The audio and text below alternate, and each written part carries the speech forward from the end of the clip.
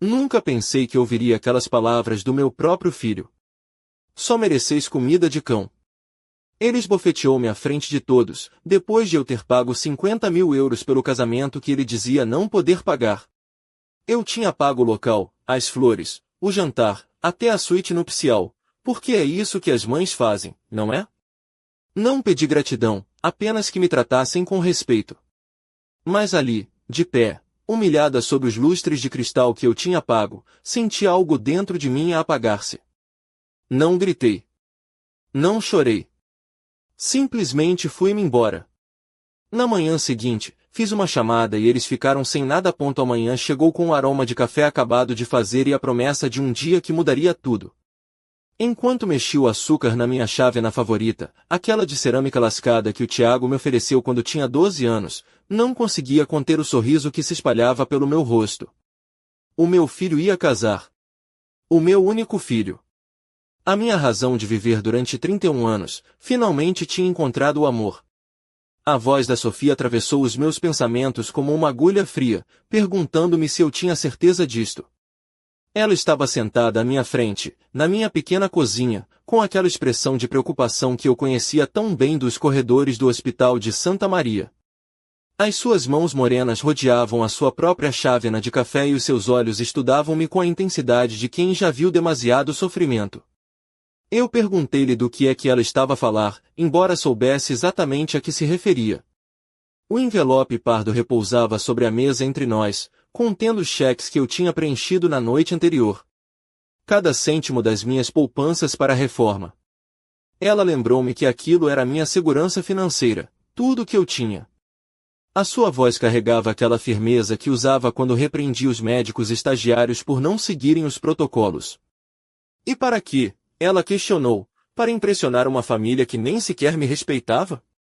Desviei o olhar para a janela, onde as buganvílias do meu pequeno jardim odivelas começavam a florir. Era março em Lisboa e a cidade despertava com aquela beleza luminosa que sempre me tinha consolado nos momentos difíceis. Murmurei que era para o Tiago, que era o casamento dele, o seu momento especial. Um momento especial que ele poderia pagar se realmente quisesse, replicou ela sem suavizar o golpe, ou melhor ainda, que a sua preciosa Beatriz e a sua família rica poderiam pagar sem pestanejar. O nome de Beatriz provocou-me uma pontada no estômago. Beatriz Vasconcelos, a noiva do meu filho. Linda, elegante, educada nas melhores escolas privadas, herdeira de um império imobiliário. Tudo o que eu nunca pude ser ou dar ao Tiago. E talvez, precisamente por isso, esta fosse a minha oportunidade de finalmente ser aceite, de demonstrar que podia estar à altura das expectativas da sua nova família. Admiti que ela era diferente, recordando os nossos escassos encontros. A forma como seus olhos azuis me percorriam de cima a baixo, avaliando a minha roupa modesta, o meu sotaque ligeiramente alentejano que nunca consegui polir completamente, as minhas mãos marcadas por anos de trabalho como enfermeira. Mas o Tiago ama-a, e se ela o faz feliz? A pergunta da Sofia, se isso me fazia feliz a mim, apanhou-me de surpresa. Pestanejei, sem saber como responder. A minha felicidade importava? Durante 31 anos, a minha felicidade tinha sido a felicidade do Tiago. Quando ele sorria, eu sorria. Quando ele chorava, o meu coração partia-se. O seu sucesso era o meu sucesso, os seus sonhos eram os meus sonhos. Respondi finalmente que a minha felicidade era vê-lo feliz, e pude ver como a Sofia apertava os lábios com frustração. Ela levantou-se e começou a andar pela minha pequena cozinha, um hábito seu quando estava preocupada, dizendo que eu era a mulher mais generosa e teimosa que conhecia. Ela lembrou-me de quando cheguei ao hospital há 20 anos, com nódoas negras nos braços, o lábio partido pelo Miguel, o meu ex-marido, e a única coisa que me importava era que o Tiago não me visse assim. A recordação atingiu-me como um soco no peito. Sussurrei que isso fora muito tempo. Sim, ela concordou, e desde então eu tinha dedicado cada respiração, cada euro, cada sonho àquele rapaz. Trabalhei turnos duplos para pagar a sua universidade, vendi o anel da minha avó para lhe comprar o seu primeiro carro, um Corsa que ele adorava. Recusei encontros com homens bons porque não queria confundir o Tiago. A sua voz quebrou-se ligeiramente enquanto dizia que agora eu estava prestes a entregar o meu futuro por um casamento que nem sequer me tinham pedido para pagar. Protestei, embora minha voz soasse fraca até para mim, que tinha sido eu a oferecer. Quando Tiago me contou sobre os planos, sobre o quão caro era tudo, eu queria ajudar, queria fazer parte de algo especial para ele. A verdade era mais complicada do que isso, e ambas sabíamos. Na semana anterior, quando Tiago tinha vindo visitar-me, uma das suas raras visitas desde que começara a sair com a Beatriz, ele mencionou casualmente os custos astronômicos do casamento que a Beatriz tinha planeado. A quinta histórica em Sintra, o catering de 5 estrelas, a suíte de lua de mel no Pestana Palace. Lembro-me dele a dizer que era incrível o que tudo custava, passando as mãos pelo cabelo como fazia quando estava estressado. Os Vasconcelos estavam a cobrir a maior parte, mas ainda assim. E eu, como uma tola, tinha saltado imediatamente. Eu posso ajudar, querido. Tenho umas poupanças. Umas poupanças, como se 50.000 euros fossem trocos que eu tinha por aí. A expressão de alívio no seu rosto tinha sido como um raio de sol depois de uma tempestade. Ah, sério, mãe? Isso seria, uau! Isso mudaria tudo. A Beatriz ficaria tão agradecida. A Beatriz. Voltávamos sempre a Beatriz. A Sofia interrompeu os meus pensamentos, perguntando se eu conhecia realmente aquela rapariga, se já tinha falado com ela para além de cumprimentos corteses. Pensei no nosso último encontro no clube de golfe da Quinta da Marinha, onde os Vasconcelos eram sócios. A Beatriz tinha sugerido que nos encontrássemos lá para nos conhecermos melhor. Eu tinha chegado com o meu melhor vestido, um que comprará em saldos no El Corte Inglês, sentindo-me um peixe fora de água no meio de toda aquela opulência de mármore e cristal. Lembro-me dela dizer, com aquele sorriso que nunca chegava aos olhos, "Oh, Catarina, que vestido encantador! Muito autêntico." A pausa antes de autêntico tinha sido como uma bofetada silenciosa. Durante todo o almoço, ela fizera comentários semelhantes sobre o meu sotaque, é tão pitoresco como pronuncia certas palavras, sobre o meu trabalho, deve ter sido tão gratificante cuidar dos doentes, sobre a minha vida, que corajosa da sua parte criá-la sozinha, embora imagine que deva ter sido desafiador para o Tiago não ter uma figura paterna apropriada. Cada comentário era veneno envolto em seda, e eu tinha ficado ali sentada, a sorrir, a acenar, a agradecer os seus elogios, porque não sabia o que mais fazer. Disse a Sofia que a conhecia, mas a minha voz soava oca. Ela é educada. A Sofia olhou para mim com aquela expressão que significava que conseguia ver através das minhas mentiras. Antes que ela pudesse responder, o telefone tocou. O identificador de chamadas mostrava o nome do Tiago e o meu coração acelerou imediatamente. Sempre acontecia quando ele ligava, como se eu fosse uma adolescente apaixonada. A sua voz soava animada, mais feliz do que eu a tinha ouvido em meses. Ele perguntou se eu já tinha os cheques prontos, que precisavam de os entregar hoje, pois a coordenadora do casamento queria garantir todos os pagamentos antes do ensaio. Respondi que sim, que estavam prontos. Os meus olhos encontrarão-se com os da Sofia, que abanava a cabeça em negação. Perguntei onde queria que nos encontrássemos. Na verdade, ele disse, a Beatriz achou que seria melhor se eu fosse ao hotel onde eles estavam a ficar. Ele perguntou se eu conhecia o Pestana Palace, no alto de Santo Amaro. A Beatriz e a mãe dela estavam a fazer os últimos ajustes para o ensaio e pensaram que eu poderia conhecer melhor algumas das damas de honor.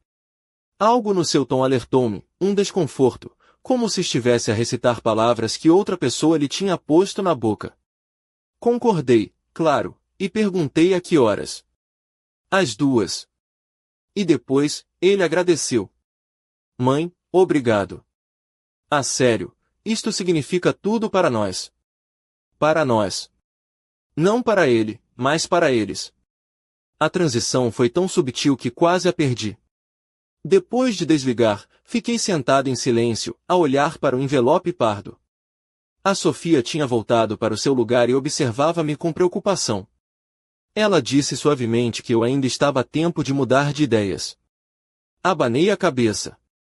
Não o posso desiludir, Sofia. É o meu filho. O meu único filho. E tu és a sua única mãe, ela respondeu, isso deveria significar alguma coisa. Significa tudo, sussurrei, por isso tenho de fazer isto. A Sofia, às 2:00, estacionei o meu velho Renault Clio em frente ao Pestana Palace, sentindo-me pequena e inadequada ao lado dos Porsches e Mercedes que ocupavam os lugares de estacionamento preferenciais. A Sofia e eu subimos os degraus de mármore em direção ao átrio, onde fui recebida por um mundo de elegância que me lembrou dolorosamente do meu lugar na hierarquia social. Os porteiros, impecavelmente fardados, olharam para o meu carro com um desdém educado que me fez encolher por dentro. O Tiago apareceu quase imediatamente, vestido com um fato que, definitivamente, custava mais do que a minha renda mensal. Parecia mais velho, mais sofisticado, e por um momento tive de me lembrar que este era o mesmo menino que eu tinha consolado durante os pesadelos, que tinha alimentado com papa Cerelac quando estava doente, que tinha aplaudido em cada final de ano letivo. O tecido do seu fato, de um azul marinho profundo, parecia respirar riqueza, e o relógio no seu pulso brilhava discretamente, um farol de um mundo ao qual eu nunca pertenceria. Ele abraçou-me, mas foi breve, quase formal, um toque fugaz nos ombros. Disse que eu estava bem. Tinha escolhido cuidadosamente a minha roupa, um conjunto de 2 peças em azul petróleo que comprará especificamente para esta ocasião na Máximo Dutti, sapatos pretos de salto baixo e o colar de pérolas que fora da minha mãe. Modesto, mas respeitável. Pelo menos, era o que eu pensara até ver as outras mulheres no átrio, envoltas em sedas e joias que pareciam sussurrar histórias de gerações de privilégio. A Beatriz está lá em cima com a mãe e as damas de honor, continuou Tiago, guiando-me em direção aos elevadores dourados. Estão ansiosas por te conhecer melhor. Ansiosas. A palavra soava falsa na sua boca, um roteiro mal ensaiado. O elevador subiu em silêncio até ao 5º andar, onde nos dirigimos para uma suíte que era maior do que a minha sala de estar e cozinha juntas. A porta estava entreaberta e eu podia ouvir risos femininos e o tilintar de flutes de champanhe.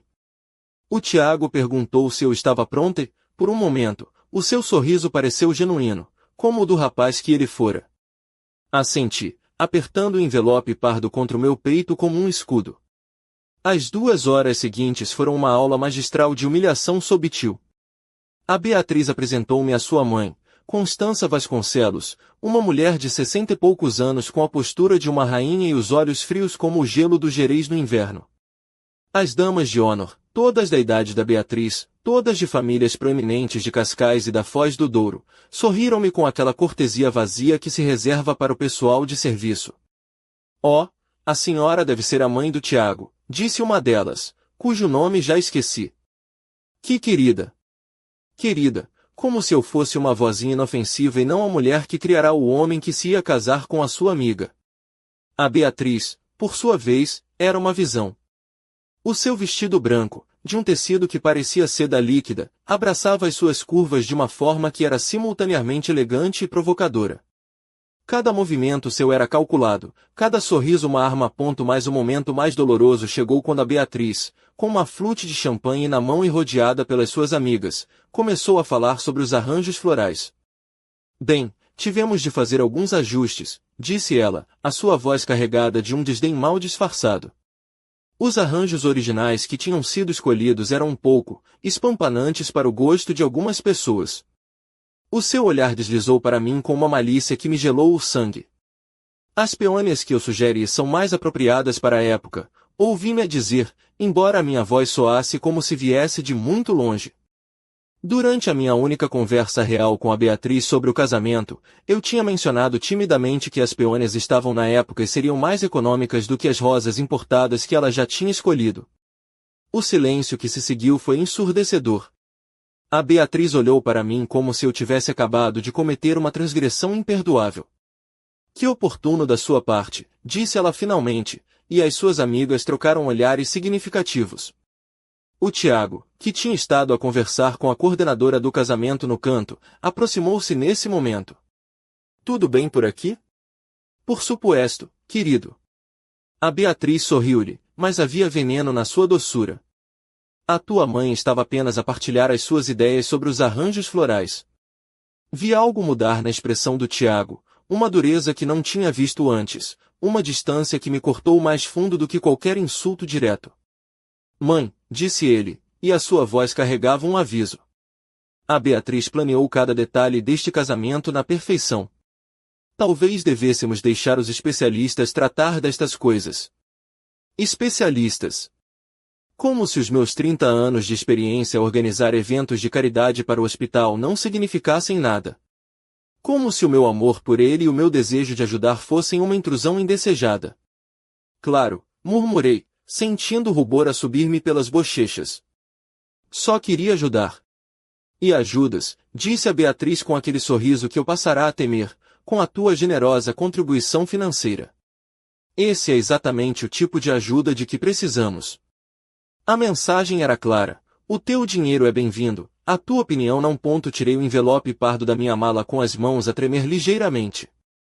Aqui estão os cheques, disse, entregando-os ao Tiago. Para a quinta, o catering e a suíte de lua de mel, como tínhamos falado.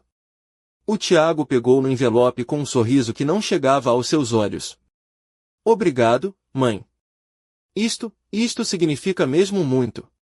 Mas, enquanto dizia, já se estava a afastar, mostrando o envelope a Beatriz como se fosse um troféu ganho. Fiquei ali, de pé, rodeada de risos e conversas nas quais já não era bem-vinda, sentindo como se tivesse acabado de comprar o meu próprio exílio. A Sofia aproximou-se do meu lado, a sua presença uma âncora num mar de hostilidade elegante. Pronta para ir, murmurou-me ao ouvido.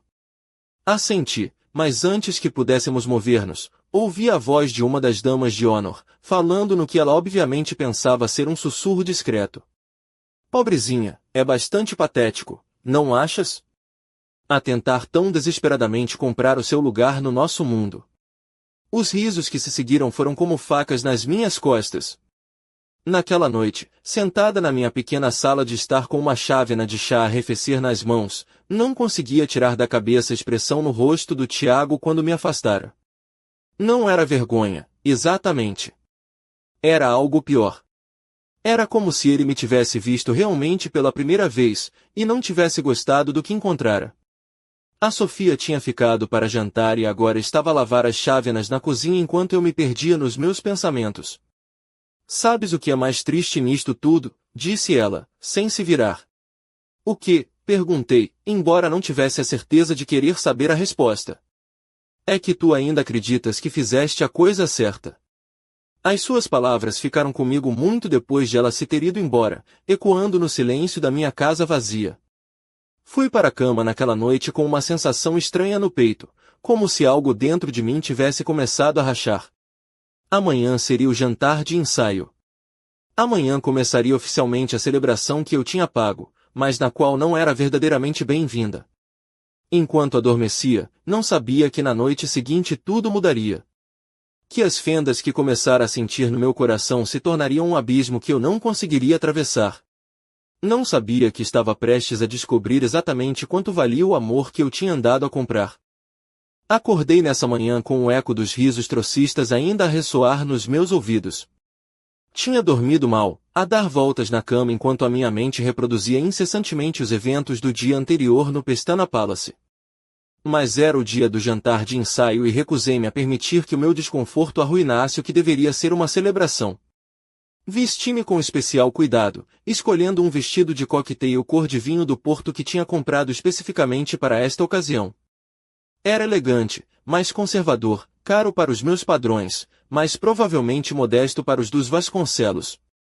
O tecido, um crepe pesado, caía de forma a disfarçar as inseguranças que o tempo tinha gravado no meu corpo, e a sua cor rica dava-me uma réstia de coragem. Penteei o cabelo com esmero, apliquei um pouco mais de maquilhagem do que o habitual para esconder as olheiras e coloquei os brincos de pérolas que tinham pertencido à minha mãe. Ao espelho, vi uma mulher de 64 anos que tinha vivido, que tinha trabalhado arduamente, que tinha amado profundamente. Mas também vi as linhas finas à volta dos meus olhos, as mãos que mostravam décadas de trabalho, o corpo que envelhecera com graça, mas sem os benefícios de tratamentos caros e ginásios exclusivos. És linda, disse ao meu reflexo, tentando acreditar nas minhas próprias palavras. O jantar de ensaio realizar-se-ia na Quinta dos Amores, uma mansão oitocentista em Sintra que fora restaurada como local para eventos de luxo. Enquanto conduzia pelas estradas sinuosas da serra, passando pelas árvores cobertas de musgo e pelos palácios históricos, tentei acalmar os meus nervos. Esta era a minha oportunidade de demonstrar que conseguia encaixar, que podia ser a sogra digna que a Beatriz e a sua família mereciam. Cheguei cedo, como era meu costume, e fiquei no estacionamento por uns minutos, observando a magnífica fachada da mansão. Colunas brancas erguiam-se para o céu e jardins perfeitamente cuidados emolduravam a estrutura. Era o tipo de lugar com que eu sonhara para o casamento do Tiago quando ele era pequeno, embora na altura tivesse pensado que seria apenas um sonho. Agora, graças ao meu sacrifício, era realidade. Lá dentro, a mansão era ainda mais impressionante. Lustres de cristal pendiam de tetos altos e as paredes estavam adornadas com retratos de famílias nobres de épocas passadas. Tudo respirava história, elegância e o tipo de dinheiro que se herda de geração em geração.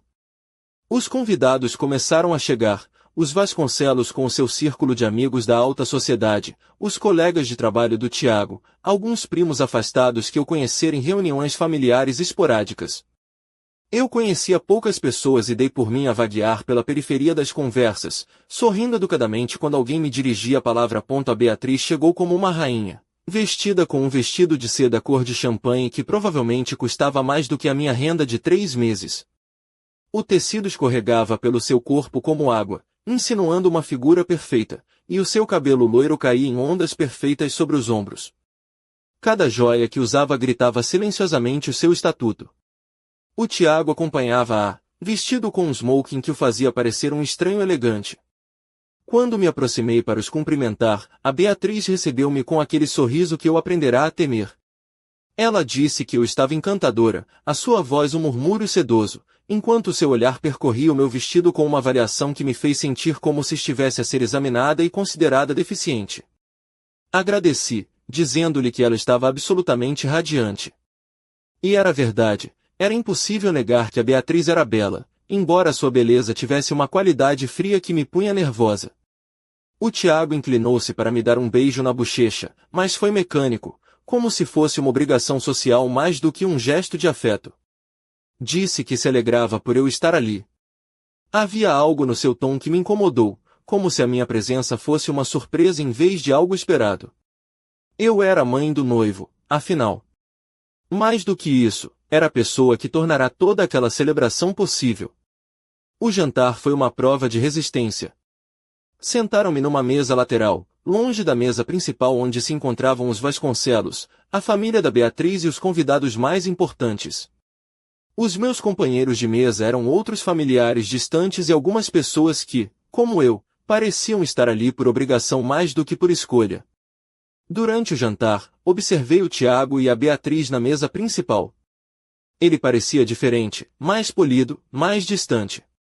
Cada vez que a Beatriz lhe falava, ele assentia com um sorriso que eu não reconhecia, como se estivesse a representar um papel. Quando os seus olhos se encontraram com os meus através do salão, ele acenou-me, mas foi um gesto vazio. O momento que eu temia e esperava chegou quando o coordenador do casamento anunciou que era hora dos brindes. Vários familiares e amigos levantaram-se para falar, cada um partilhando anedotas encantadoras sobre o casal. Quando chegou a minha vez, levantei-me com as mãos a tremer ligeiramente. Comecei por desejar uma boa noite a todos e apresentei-me como Catarina Almeida, a mãe do Tiago. Houve alguns aplausos educados, mas pude sentir a tensão no ar. A Beatriz tinha um sorriso forçado e o Tiago parecia desconfortável. Continuei, a minha voz a ganhar força, dizendo que criei o Tiago sozinha. Foram anos difíceis, mas cada sacrifício valeu a pena ao ver o homem extraordinário em que ele se tornou.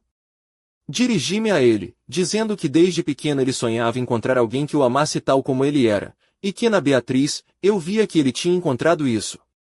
Até aqui, tudo corria bem. Mas então, impulsionada pela emoção e talvez pelo vinho, continuei. Há 31 anos, quando Tiago nasceu, fiz uma promessa. Prometi que estaria sempre lá para ele, que nunca lhe faltaria nada enquanto estivesse ao meu alcance dar-lhe. Essa promessa levou-me a trabalhar turnos duplos, a negar os meus próprios desejos, a pôr a sua felicidade antes da minha em cada decisão que tomei.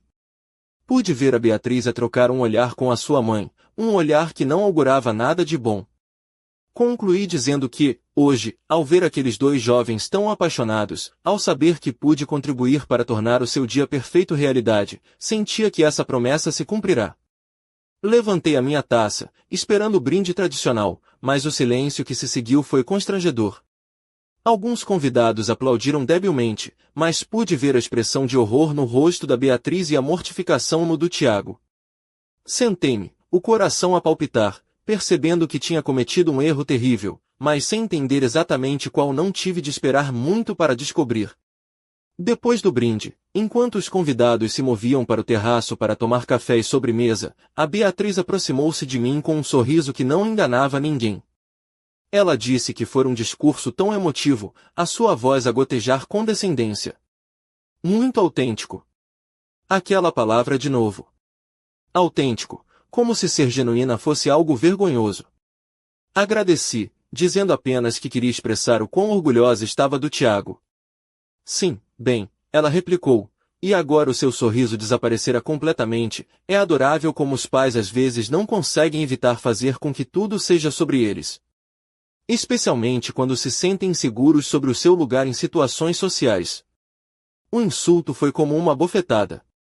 Fiquei sem palavras, sentindo como se o chão se tivesse aberto debaixo dos meus pés. Ela interrompeu-me quando tentei dizer que havia um mal-entendido, a sua voz agora alta o suficiente para que outros convidados próximos pudessem ouvir. Ela disse que eu queria atenção, que queria garantir que todos soubessem o quanto eu tinha sacrificado, o quanto tinha gasto, o quanto tinha feito pelo meu filho. Bem, mensagem recebida, disse ela, mas deixou claro que aquele era o casamento dela e que não ia permitir que as minhas inseguranças o arruinassem. As palavras atingiram-me como socos físicos. À nossa volta, a conversa parara e eu podia sentir todos os olhares cravados em nós. O único mal-entendido aqui, a sua voz era venenosa agora, toda a pretensão de civilidade abandonada, é que pensaste que pagar por este casamento te daria algum tipo de autoridade sobre como ele se desenrola. Deixa-me explicar-te uma coisa, Catarina. O teu dinheiro é bem-vindo. A tua presença é tolerada. Mas as tuas opiniões, a tua necessidade de atenção, a tua patética busca de validação, isso não é bem-vindo. Foi então que o Tiago se aproximou, atraído pela comoção. Em vez da preocupação que eu esperava ver no seu rosto, vi algo muito pior, irritação. Ele perguntou o que se estava a passar, mas o seu tom sugeria que já sabia a resposta e não gostava dela. A Beatriz, recuperando seu sorriso venenoso, disse que a minha mãe estava a partilhar as suas perspectivas sobre a celebração, e que ela lhe estava a explicar que talvez fosse melhor se ela permitisse que outros tratassem dos aspectos sociais da noite. O Tiago olhou para mim e, nos seus olhos, vi algo que me partiu o coração, vergonha. Vergonha de mim. Ele disse o meu nome, a sua voz carregada de um aviso que eu reconhecia dos seus anos de adolescência, talvez eu devesse acalmar-me um pouco. Acalmar-me? As palavras saíram de mim antes que eu as pudesse deter. Tiago, eu não fiz nada, não dormi naquela noite. Fiquei sentada no meu sofá, no escuro, até que os primeiros raios de sol se infiltraram pelas cortinas. A minha bochecha ainda latejava com a memória da mão do Tiago. Cada vez que fechava os olhos, via o seu rosto contorcido pela raiva, ouvia as suas palavras a cortarem-me como facas. Só mereceis comida de cão. Aquelas palavras tinham acendido algo em mim que estivera adormecido durante demasiado tempo. Não era raiva, pelo menos ainda não. Era clareza. Uma clareza fria e cristalina que me mostrou exatamente quem eu era para o meu filho, não uma mãe amada, mas uma fonte de vergonha e uma carteira conveniente. Às 6 da manhã, tomei o pequeno almoço na cozinha e considerei as minhas opções. Podia fazer o que sempre fizera, engolir a minha dor, pedir desculpa por existir e aparecer no casamento com um sorriso forçado. Ou podia fazer algo que nunca antes contemplara, desaparecer. A ideia deveria ter me aterrorizado. Durante 31 anos, a minha identidade estivera completamente envolvida em ser a mãe do Tiago. Mas, enquanto permanecia sentada na minha pequena cozinha, sentindo-me estranhamente calma, percebi que já não sabia quem era aquela mulher. O meu telemóvel começou a tocar às 7 em ponto. Tiago. Deixei ir para a caixa de correio. Voltou a tocar 5 minutos depois, e de novo. A oitava chamada, finalmente, desliguei-o, dirigi-me ao meu quarto e tirei a mala que estava guardada no armário desde a minha última viagem, um cruzeiro com a Sofia há 3 anos. Comecei a fazer as malas, lentamente, metodicamente. Roupa para uma semana, os meus medicamentos, alguns artigos de higiene básicos. Enquanto dobrava cada peça de roupa, sentia como se estivesse a empacotar os restos da minha vida antiga. Depois, dirigi-me à minha secretária e peguei na minha agenda. Durante a hora seguinte, fiz uma série de chamadas telefônicas que mudariam tudo. A primeira chamada foi para a Quinta dos Amores. Bom dia, fala a Catarina Almeida, disse quando o gerente do evento atendeu. Preciso de cancelar a recepção de casamento agendada para hoje. O gerente gaguejou, mas, de Catarina, o casamento é daqui a 6 horas. Sim, eu sei. E estou a cancelá-lo. O contrato está em meu nome, os pagamentos foram feitos com os meus cheques. Tenho o direito legal de cancelar. Mas, senhora, isto é irregular. Falou com o seu filho sobre isto? Não é necessário. Todos os arranjos financeiros foram feitos através de mim. Envie o aviso de cancelamento imediatamente. Desliguei antes que ele pudesse protestar mais. A segunda chamada foi para o serviço de catering. Bom dia, fala Catarina Almeida. Preciso de cancelar o serviço de catering para o casamento Almeida Vasconcelos de hoje. Cancelar?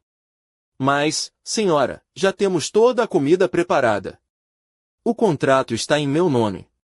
Tenho cópias de todos os documentos. Cancelo o serviço, com efeito imediato. A terceira chamada foi para o Pestana Palace, onde eu tinha reservado e pago a suíte de lua de mel. A cancelar a reserva para Almeida Vasconcelos? Quarto presidencial, 2 noites. Senhora, essa é uma reserva não reembolsável. Não estou a pedir reembolso. Apenas a cancelar a reserva. Uma a uma, desmantelei cada aspecto do casamento que eu tinha financiado. O florista, o fotógrafo, o transporte, o quarteto de cordas, todos receberam chamadas de cancelamento. Com cada chamada, sentia como se estivesse a libertar uma parte de mim mesma que estivera amarrada às expectativas dos outros. Quando terminei, eram 9 da manhã. Servi-me de outra chávena de café e escrevi 2 cartas. A primeira era para Sofia. Querida Sofia, quando leres isto, eu já me terei ido embora. Não tentes procurar-me. Estou bem e preciso de tempo para pensar. Ontem à noite, descobri que a pessoa que eu acreditava ser nunca existiu realmente. Era apenas uma versão de mim mesma que construía em torno das necessidades do Tiago. Amo-te como a irmã que nunca tive. Ver-nos-emos em breve. Catarina. A segunda carta era mais difícil. Tiago, não estarei no teu casamento hoje. Não porque esteja zangada contigo, embora devesse estar, mas porque finalmente percebi que a minha presença nunca foi realmente desejada. Ontem à noite, quando me bateste e me disseste que eu só merecia comida de cão, vi algo nos teus olhos que me levou 31 anos a reconhecer: desprezo. Não apenas frustração ou vergonha temporária, mas desprezo genuíno pela mulher que te criou. Durante mais de 3 décadas, fiz da tua felicidade o meu propósito de vida. Trabalhei turnos duplos para que pudesses ir para a universidade, vendi as joias da minha avó para te comprar o teu primeiro carro, recusei encontros para não te confundir. Cada decisão que tomei foi filtrada através de uma pergunta: o que é melhor para o Tiago? Ontem à noite, aprendi que nada disso importou para ti. Para ti, não sou uma mãe que merece respeito, mas uma fonte de vergonha que deve ser tolerada enquanto for útil. Os contratos para a quinta, o catering, as flores, o transporte e a lua de mel estavam todos em meu nome. Acabo de cancelar cada um deles. Não foi vingança. Foi uma lição. Uma lição sobre o que acontece quando se trata o amor como algo que se pode tomar sem dar nada em troca. Espero que encontres a felicidade, meu filho. Mas já não será à minha custa. Mamã. Selei as 2 cartas e deixei-as na mesa da cozinha. Depois, peguei na minha mala e saí da casa que fora o meu lar durante 15 anos. Não olhei para trás. Enquanto isso, no Pestana Palace, o caos começava a instalar-se. O Tiago acordou com uma ressaca emocional terrível e a memória vívida do que fizera na noite anterior. Pela primeira vez em meses, a Beatriz não estava imediatamente ao seu lado, a ditar o horário do dia. E nesse espaço silencioso, a culpa atingiu-o como uma onda. Ele esbofeteara sua mãe. Em público. À frente de centenas de pessoas. Pegou no telemóvel e marcou o número da mãe pela 9ª vez naquela manhã. Direto para a caixa de correio, outra vez. Mãe, sou eu. Olha, sobre ontem à noite, precisamos de falar. Sei que as coisas saíram do controlo, mas hoje é o meu casamento e, bem, preciso que estejas lá. Liga-me. Às 10, a Beatriz irrompeu no seu quarto com uma expressão de pânico que ele nunca antes vira nela. Tiago, temos um problema. Um problema enorme. Que tipo de problema? O tipo de problema onde não há casamento. A sua voz era aguda, histérica. Acabo de receber uma chamada da Quinta dos Amores. A tua mãe cancelou tudo. Tudo? O Tiago sentou-se lentamente na cama. O que queres dizer com cancelou tudo? A quinta, o catering, as flores, tudo está cancelado. O gerente diz que, como foi ela pagar tudo e os contratos estão em nome dela, ela tem o direito legal de cancelar. A Beatriz passeava pelo quarto como um animal enjaulado. Como é que pudeste ser tão estúpido ontem à noite? A realidade começou a assentar na mente do Tiago como cimento úmido. Deve haver um erro. Ela não faria isto. Oh, mas fez. A Beatriz atirou-lhe o telemóvel. Liga para a Quinta tu mesmo. Liga para o serviço de catering. Liga para quem quiseres. A tua preciosa mãezinha acaba de arruinar o nosso casamento.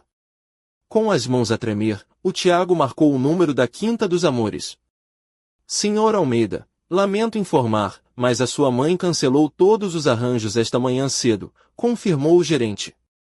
Os contratos estavam em nome de Catarina Almeida e ela tinha o direito legal completo de cancelar. Mas, vocês não podem fazer uma exceção? É o meu casamento. Estamos a falar de centenas de convidados. Lamento, senhor, mas sem os arranjos de pagamento originais e com um cancelamento tão tardio, não podemos prosseguir. Além disso, o nosso pessoal de catering já foi notificado. Uma chamada após outra confirmaram a mesma história devastadora. Tudo que a sua mãe pagará, que era praticamente tudo, fora cancelado. Às 11 da manhã, o telemóvel da Beatriz tocou. Era o pai dela, Rui Vasconcelos, e pelo volume da sua voz, o Tiago pôde ouvir cada palavra. Beatriz, que raio se está a passar? Acabo de receber chamadas de 3 fornecedores diferentes a dizer que o casamento está cancelado. Pai, a mãe do Tiago enlouqueceu. Ela cancelou tudo. Cancelou o quê? Com que autoridade? Aparentemente, com a autoridade de ter pago por tudo. Os contratos estão em nome dela. 3 dias depois do casamento, que nunca aconteceu, encontrava-me sentada no alpendre de uma pequena casa de pescadores em frente ao mar, na Ericeira. A apenas 40 minutos de Lisboa, mas a um mundo de distância da minha vida antiga. O som das ondas a quebrar contra a areia era o primeiro ruído que ouvi em dias que não me causava ansiedade. A Sofia encontrara a minha carta no domingo à noite e passará 2 dias a localizar-me através do meu cartão de crédito. Quando finalmente apareceu à porta da casa nessa manhã, não disse nada. Apenas me abraçou enquanto eu chorava, pela primeira vez desde que saíra de casa. Viste as notícias? Perguntou-me agora, oferecendo-me uma chávena de chá enquanto se sentava na cadeira de vime ao meu lado. Abanei a cabeça. Tinha evitado deliberadamente qualquer meio de comunicação desde a minha partida. Que notícias? A Sofia suspirou e tirou o telemóvel. A Mariana, a assistente, publicou o vídeo. O meu estômago contraiu-se. Que vídeo? O da bofetada, Catarina. Subiu-o para todas as redes sociais com um título que diz: Quando o amor encontra a crueldade, uma mãe é humilhada no casamento que ela mesma pagou.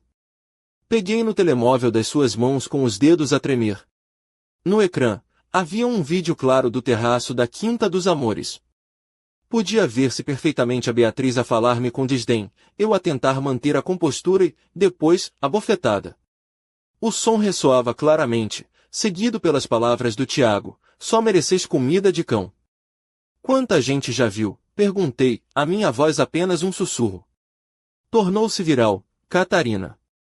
Milhões de visualizações.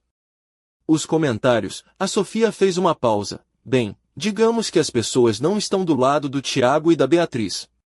Rolei para baixo para ler alguns comentários. Esta mulher sacrificou tudo pelo filho e é assim que ele a trata. Nojento. Aquela noiva é uma víbora. Pobre senhora, espero que esteja bem. Karma instantâneo quando ela cancelou o casamento todo. Bravo, senhora. Como mãe, isto parte-me o coração. Ninguém merece isto. Alguém sabe como contactar esta senhora? Quero enviar-lhe flores. Havia milhares de comentários semelhantes, e continuavam a chegar. A minha história, que eu pensara ser uma vergonha privada, tornará-se um símbolo de algo maior. Não é só isso, continuou a Sofia. As estações de notícias nacionais pegaram na história. A SIC fez uma reportagem completa sobre mães sacrificadas e famílias ingratas. Tem andado a tentar contactar-te, para uma entrevista. Recostei-me na cadeira, esmagada. Não quero ser famosa por isto, Sofia. Só queria desaparecer. Eu sei, meu amor. Mas talvez isto seja exatamente o que precisavas. Talvez o mundo precisasse de ver o que realmente aconteceu. Passei os dias seguintes a ler artigos online sobre a minha situação, fascinada e horrorizada com a forma como a minha dor privada se tornará um fenômeno público. Bloggers escreviam ensaios sobre sacrifício maternal e abuso emocional. Comentadores de rádio debatiam os limites do amor incondicional. Havia até uma hashtag Justiça para Catarina. Mas as consequências reais para o Tiago e a Beatriz estavam apenas a começar. Na segunda-feira de manhã, o Tiago acordou no seu apartamento para encontrar uma multidão de repórteres acampada à porta do seu prédio. O seu telemóvel tocará a noite toda com chamadas de números desconhecidos, e a sua caixa de correio estava cheia de mensagens de jornalistas, mas também de estranhos furiosos que tinham encontrado as suas informações de contato. Tiago Almeida, és uma desgraça, dizia uma das mensagens. Espero que nunca encontres a paz depois do que fizeste à tua mãe. Devias ter vergonha de ti, dizia outra. Essa mulher deu-te tudo e tu pagaste-lhe com crueldade. Quando finalmente conseguiu sair do prédio, usando a saída das traseiras, descobriu que as coisas no seu trabalho não estavam melhores. Ele trabalhava para uma empresa de relações públicas, ironicamente, e o seu chefe chamou-o imediatamente ao seu escritório. Tiago, temos um problema, disse o seu supervisor, Marcos Silva. Os clientes têm estado a ligar toda a manhã. Aparentemente, alguém associou o vídeo viral ao nosso pessoal. Marcos, eu posso explicar. Não há nada a explicar. O vídeo fala por si. Marcos parecia desconfortável, mas decidido. Ouve, isto é uma empresa de relações públicas. Não podemos ter alguém no pessoal que é conhecido por abusar verbal e fisicamente da sua própria mãe. É um problema de imagem insanável. Estás a despedir-me? Estou a deixar-te ir. Com efeito imediato. No espaço de uma semana, o Tiago perderá o emprego. Fora expulso do seu ginásio quando outros membros se queixaram da sua presença e fora desconvidado de 2 casamentos de amigos que não se sentiam confortáveis com ele lá. Mas as coisas para Beatriz eram ainda piores. Na terça-feira de manhã, a sua mãe, Constança Vasconcelos, irrompeu no apartamento que a Beatriz partilhava temporariamente com Tiago, com uma expressão que prometia uma tempestade. Beatriz, precisamos de falar. Agora. Mãe, estou a tentar gerir esta crise de relações públicas. Tu és a crise de relações públicas. A Constança tinha nas mãos uma pilha de jornais. Já viste isto? Já viste o que os meios de comunicação estão a dizer sobre a nossa família? A Beatriz pegou no jornal de cima. A manchete dizia: a herdeira cruel, como Beatriz Vasconcelos orquestrou a humilhação de uma mãe idosa. O artigo era devastador. Não só relatava os eventos do casamento, como também continha entrevistas com antigos funcionários da família Vasconcelos que descreviam um padrão de comportamento elitista e cruel. Um ex-jardineiro contava como a Beatriz o fizera ser despedido por olhar para ela de forma incorreta. Uma ex-ama descrevia como ela tratava com desprezo o pessoal da casa. Isto é mentira, gaguejou a Beatriz. Estão a exagerar tudo. A exagerar? A Constança tirou mais jornais para cima da mesa. Olha para o Correio da Manhã de hoje. Olha para o Expresso. Cada jornal contava a mesma história de ângulos diferentes, mas todos chegavam à mesma conclusão: Beatriz Vasconcelos era uma socialite cruel que manipulara o seu noivo para que ele abusasse da sua própria mãe. E isto não é o pior, continuou a Constança. O teu pai recebeu uma chamada esta manhã. 3 dos nossos maiores investidores estão a retirar o seu apoio dos nossos projetos imobiliários. Dizem que não querem estar associados ao tipo de família que criamos. A Beatriz ficou pálida. Mas, o dinheiro não tem nada a ver com isto. Tudo tem a ver com o dinheiro, gritou a Constança. A nossa reputação é o nosso negócio. E tu arruinaste-a. Na quarta-feira, a situação piorou quando surgiram os problemas legais. O juiz Joaquim Loureiro, um homem de 60 e poucos anos com reputação de ser brilhante e sem rodeios, presidia uma audiência de emergência que os Vasconcelos tinham solicitado. Queriam que as minhas contas bancárias fossem congeladas e que eu fosse obrigada a devolver o dinheiro que desviara ao cancelar o casamento. A Sofia convencera-me a contratar um advogado e, juntas, sentamo-nos na sala do tribunal enquanto o advogado dos Vasconcelos argumentava o seu caso. Meritíssimo, dizia o elegante advogado de fato de 3.000 euros, a de Almeida agiu de forma maliciosa e vingativa ao cancelar estes contratos. A minha cliente sofreu danos significativos. Danos, interrompeu o juiz Loureiro, erguendo uma sobrancelha. Que tipo de danos? Humilhação pública, perdas financeiras, dano emocional. Percebo. O juiz dirigiu-se ao meu advogado.